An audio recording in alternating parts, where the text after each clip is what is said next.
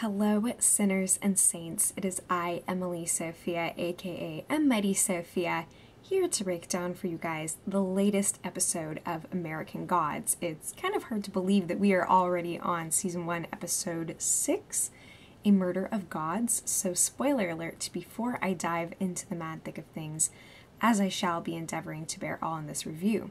You may be wondering why I am speaking in such a hushed tone, and that is because it is in the middle of the night that I am recording this review, because I've had a lot going on in my life lately.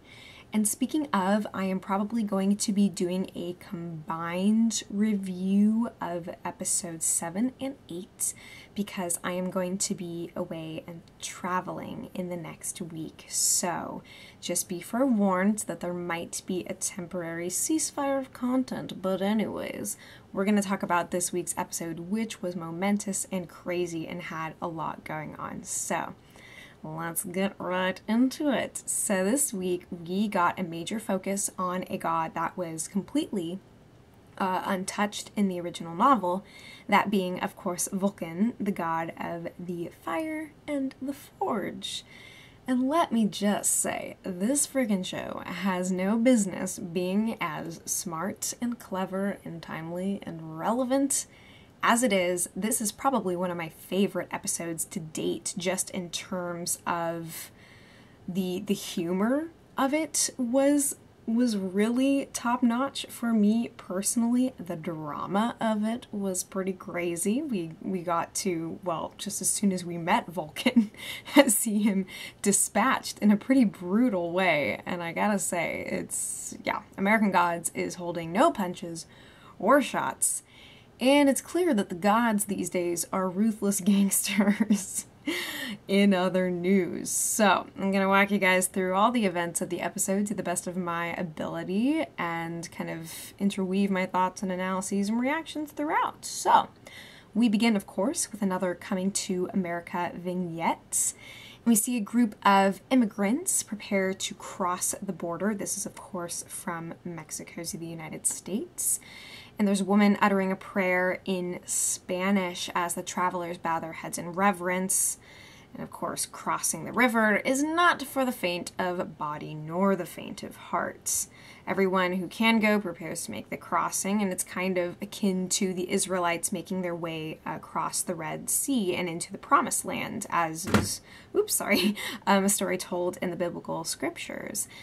And we also see one of the guys has a tattoo of the crucifix, which of course foreshadows the inevitable appearance of a well-known deity, one who Mr. Wednesday actually name-dropped in a previous episode. So, one of the immigrants is a poor swimmer, but who other than water-walking Mexican Jesus pulls him out of the water and onto the shore.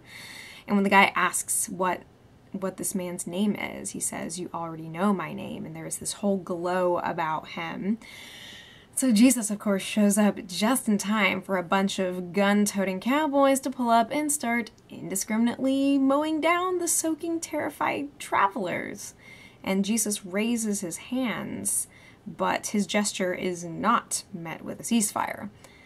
A bullet penetrates his right hand, hearkening back to the nails that pierced the Son of God's flesh when he was nailed to the cross to die for the sins of mankind, also told in the biblical scriptures, in the New Testament specifically.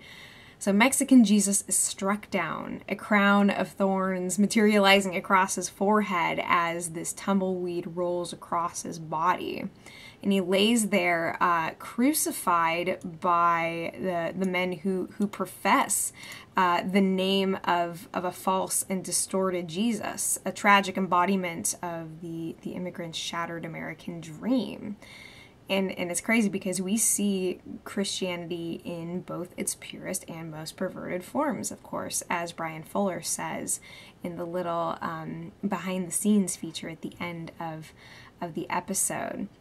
Yeah, so it's clear, of course, that the people who shot down the immigrants are professing to an idea of God, and the immigrants are also professing faith in the one who is, securing their safe passage. So it's kind of crazy to see that dichotomy unfold. Again, this is something that is really ridiculously sociopolitically relevant in America right now, in case you've been living under a rock. But anyways, so Shadow and Wednesday, they decompress after a very trying day at the police station, which has now been rendered a crime scene from which they are trying to escape.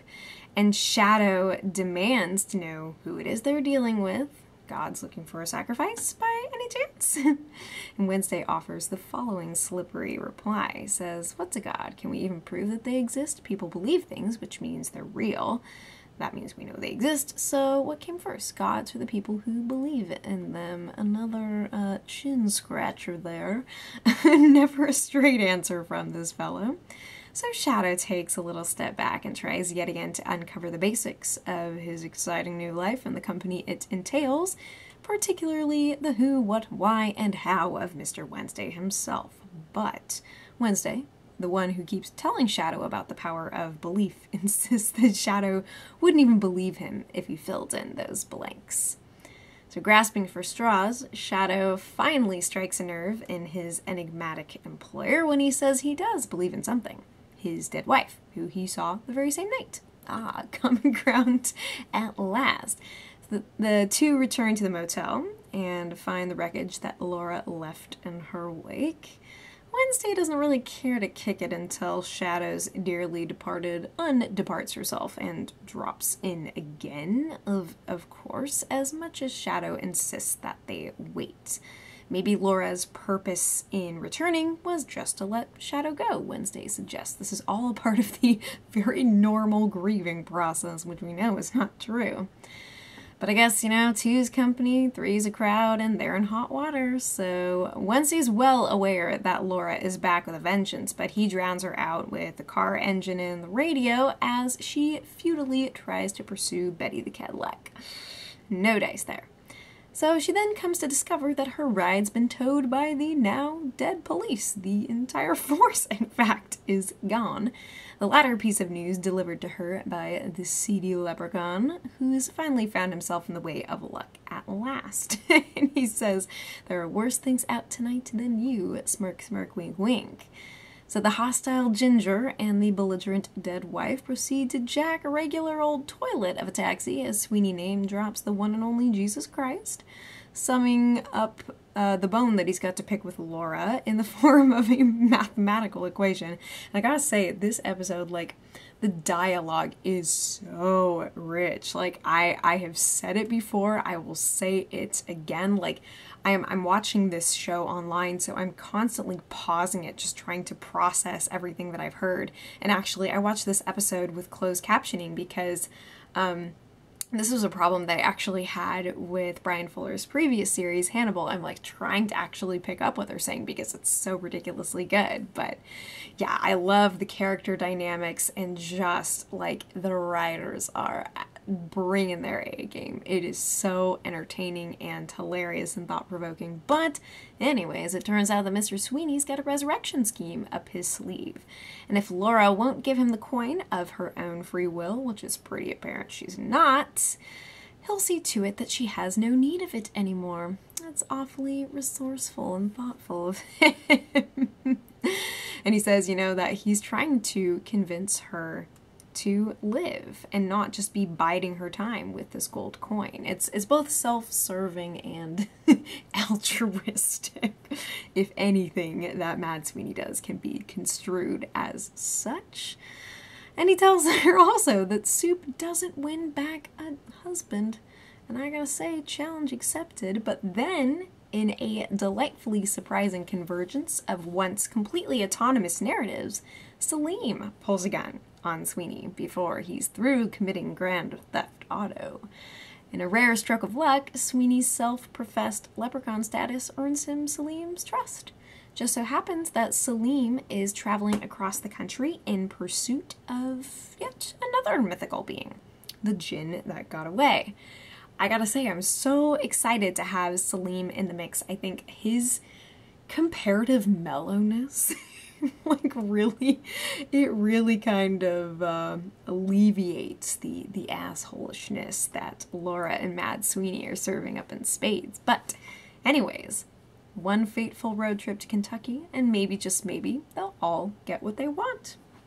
Who knows? But elsewhere, Wednesday attempts to help Shadow make sense of his dead wife's recent unburial. And he claims to know a charm that can lift grief from a grieving heart. In fact, he's got all the charms in the world. Good for him.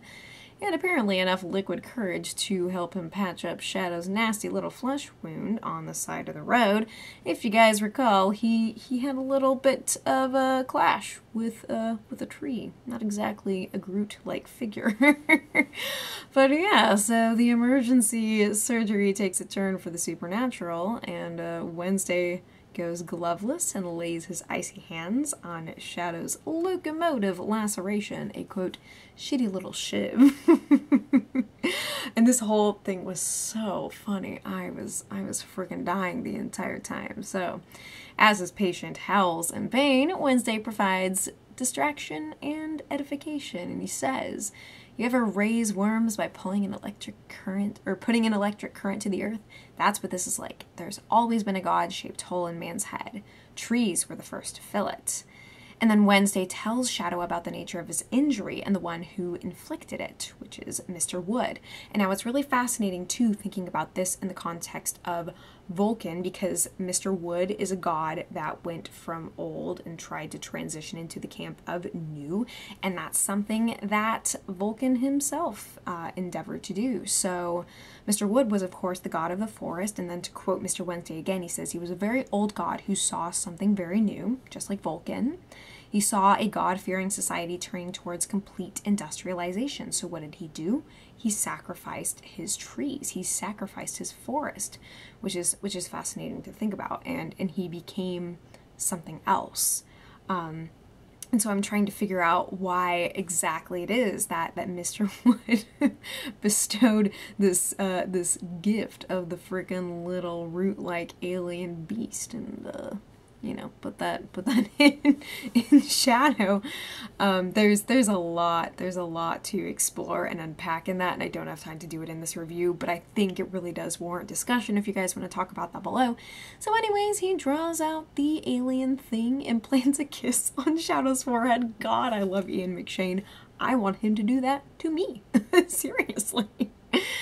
Yeah, so they seem to be out of the woods for now. Wink, wink. And Shadow maintains an ever-present awareness of how utterly fucked up the situation is, but Wednesday assures him of this, that religion inspires in those who fear nothing, fear of the gods, and using that fear requires a certain element of fucked up. So, with that being taken care of, Salim opens up about his New York-inspired fears and insecurities, and Laura's kind of nodding off, riding shotgun, and fantasizing about the bug spray in the hot tub as a fly alights upon her cheek. And I think at that point she's kind of questioning, does she really even want a resurrection? What is it that she wants for this life in death, you know? So Sweeney unwittingly sparks a conversation between Laura and Salim about their second shots at life, and after she shuts him in the back seat.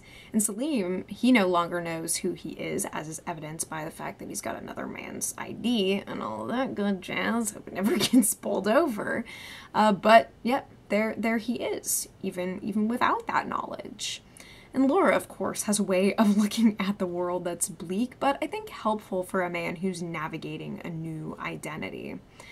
And then, you know, she says the whole fuck those assholes thing, and that kind of is something that she keeps returning to time and time again as she's kind of trying to forge her own way. You know, and apparently the asshole comment also applies to her mother, and she says that she can't wait to thank Christ for liberating her from the ties that no longer bind, as much as her flippancy irks the paranoid backseat passenger.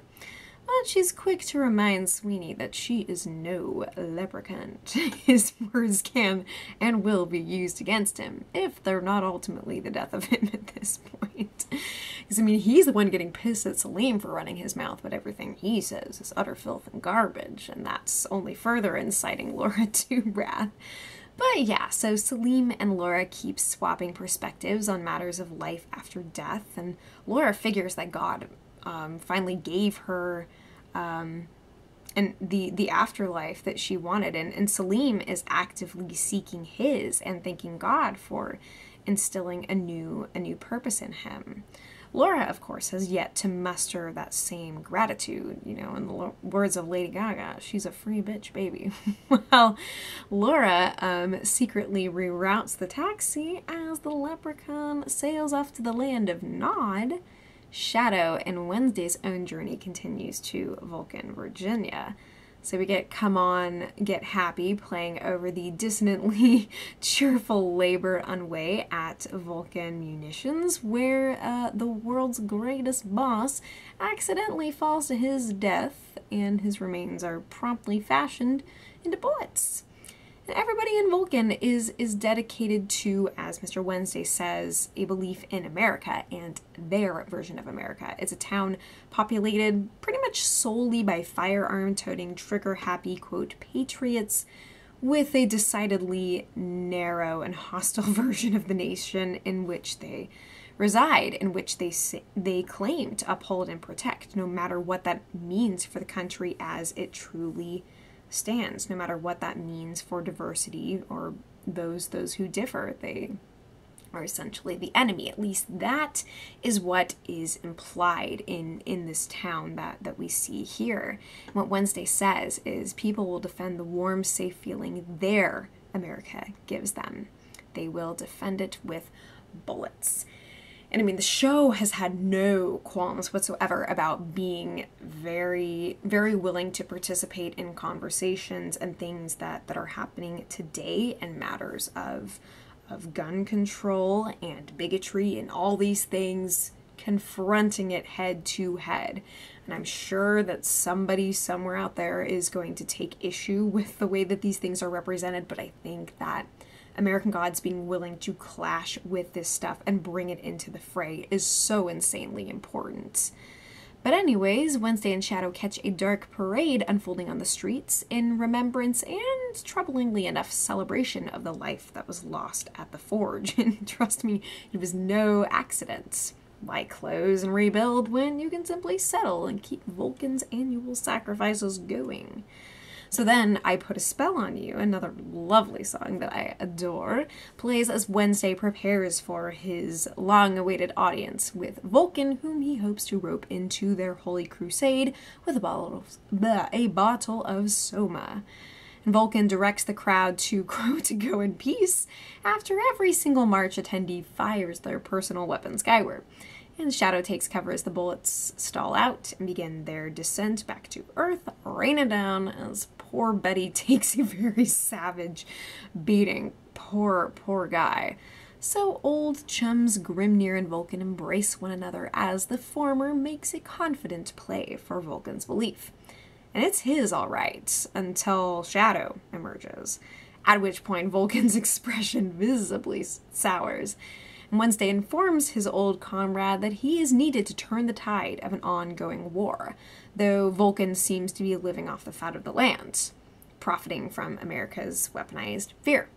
And I called pretty early on, it's like, dude, this guy has to be siding with the new gods. There are so many warning signs we get, and it turns out that is precisely the case. So, elsewhere, when Sweeney comes to, he's dismayed to see that they're back at Jack's Crocodile Bar, where he had a pretty unpleasant run-in on the John last time he was there. And Sweeney orders Southern Comfort and Coke, Laura near rubbing alcohol, vodka, and Salim coffee. That's a nice range of palates we've got going on, and personalities to match, of course.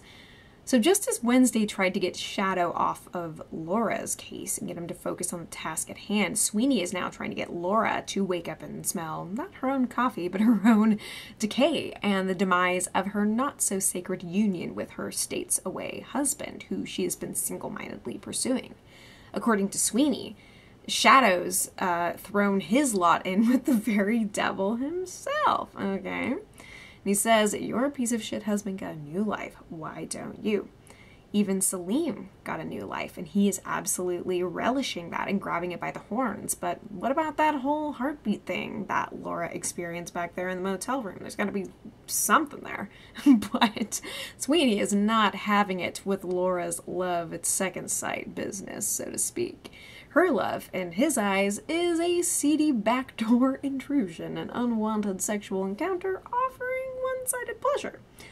But try as Sweeney may to shame Laura out of her feelings and what she believes is her mission, she sends his metaphor packing with the admission that she likes the type of sex he's claiming that women hate. Check and mate by the leprechaun. Sorry, Mr. Leprechaun.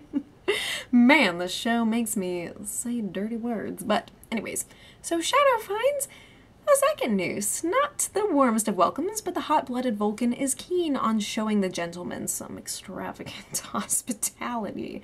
His quarters are decked out in guns and big game, and yeah, he's sitting pretty, making a killing is basically a warmonger.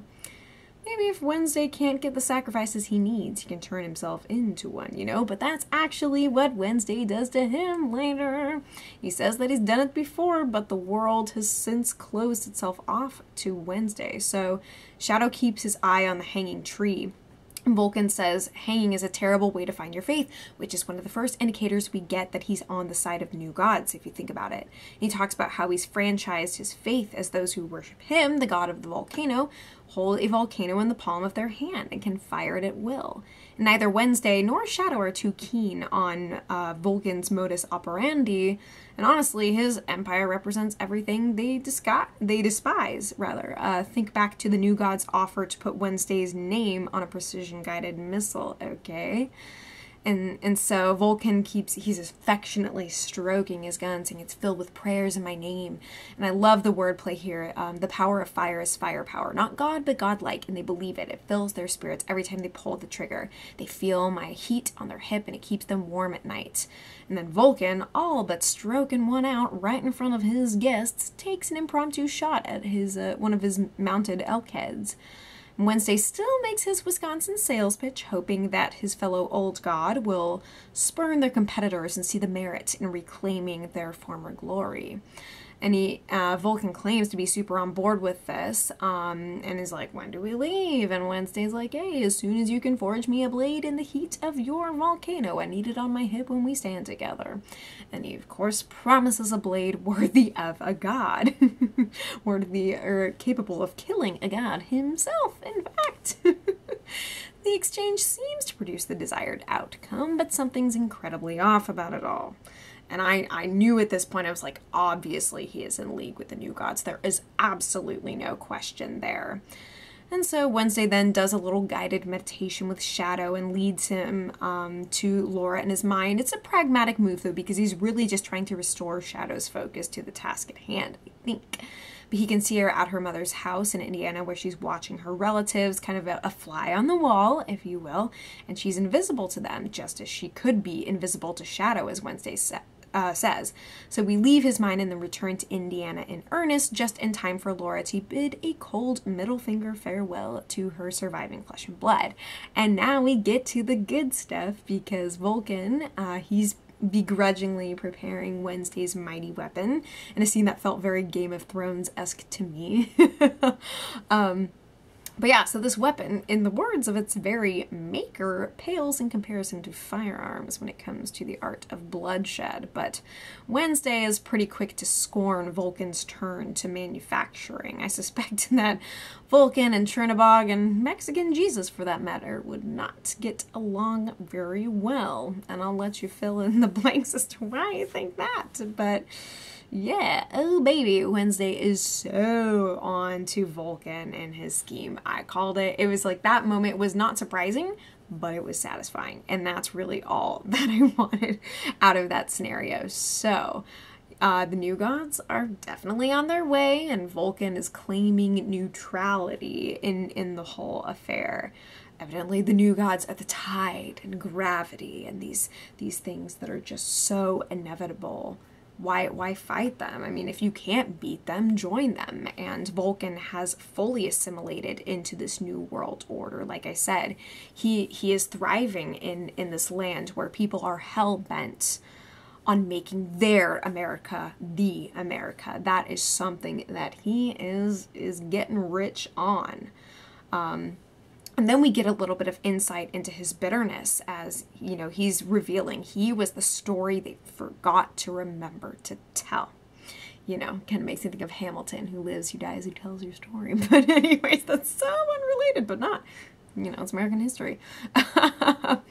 But yeah, so the new gods, they gave him his mojo back, but it turns out that he only gave Wednesday the means by which to make him a martyr, just when Vulcan's accusing Wednesday of putting himself in that position.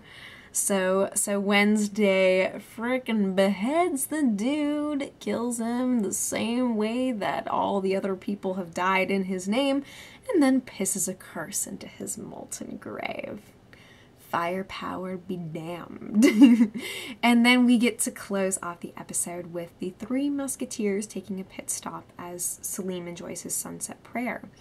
And while Sweeney is completely removed from the whole thing, Selim says that God is great, and Laura's, she's still ambivalent about all of that jazz. You know, she's met a lot of strange figures at this point, and she decides to concede that life is great.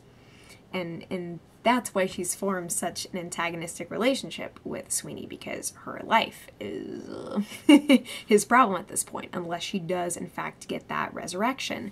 So now I feel like we're going to be taking some pretty extreme departures from the novel in the future based on the trajectory with Laura right now.